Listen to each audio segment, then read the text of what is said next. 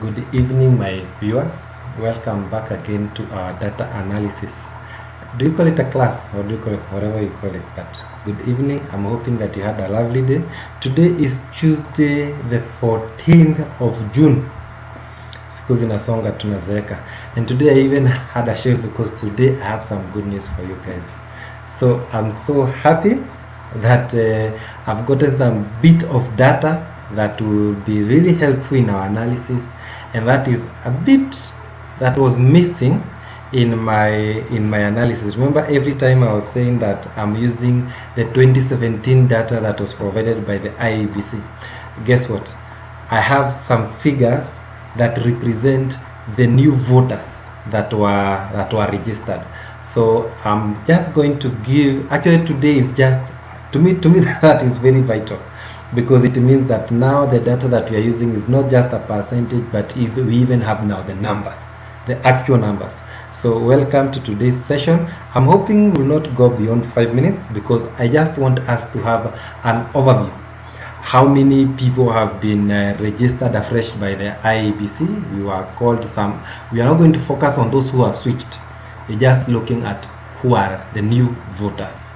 So I would want to take you to our screen so that you can see, and so that you can look at it and see the implications. And I feel like I'll touch a bit on something that I talked about last night. Remember last night I talked about Ruto and Raila over killing it in the battle for the mountain.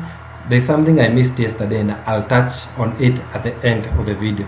So as you can see, the new numbers show that there are a total of 1,031,645 new voters.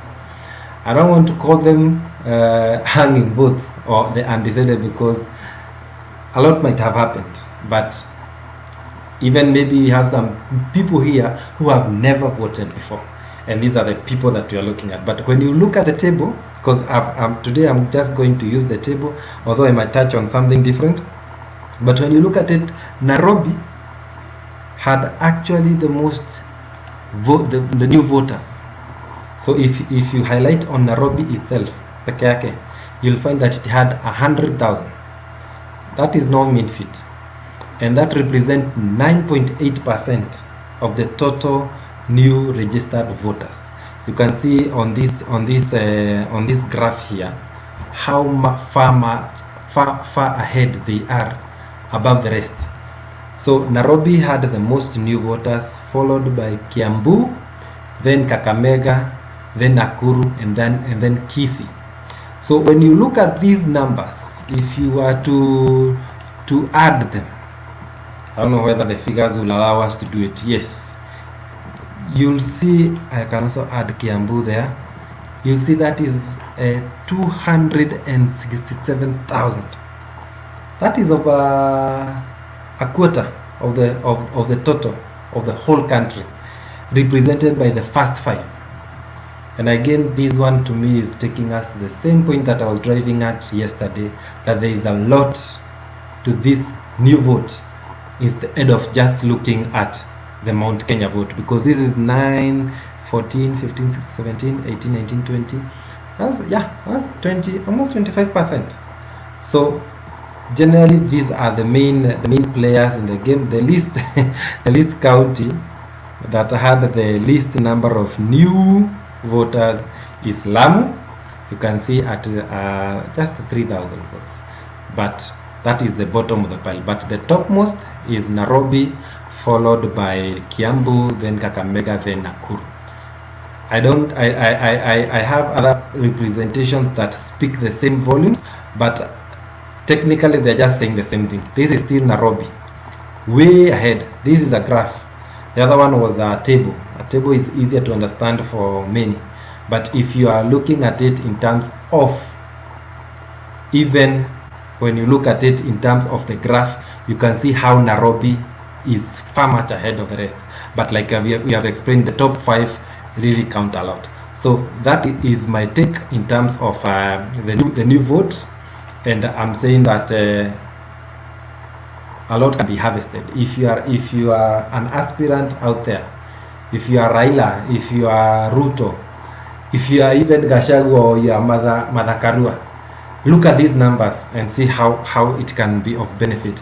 Now, I said that before I leave, I'll take you back to something that we missed out yesterday.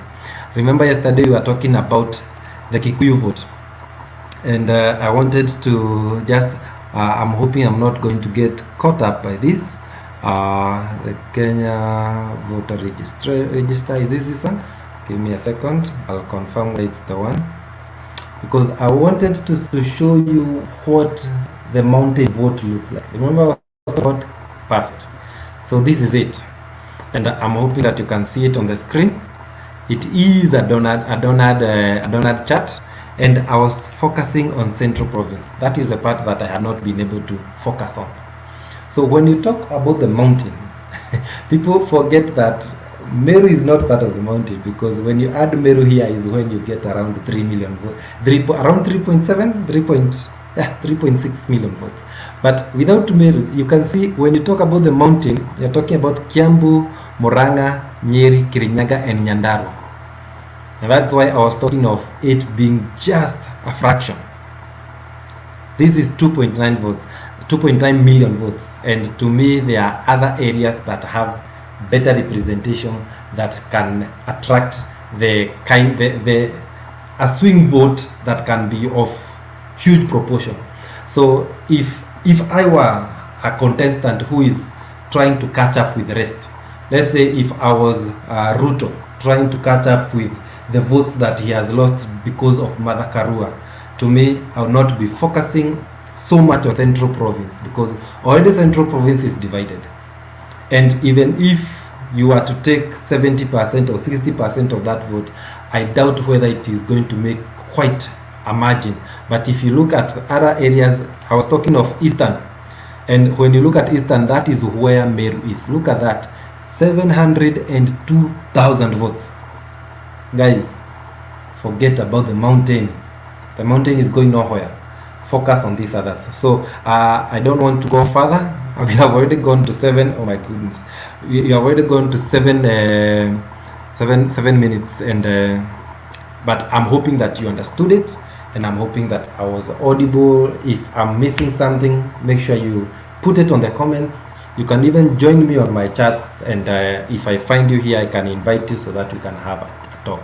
Otherwise, I'm going to end the video there, and God bless you. Enjoy your evening. God bless Kenya. Keep it real. Enjoy, and God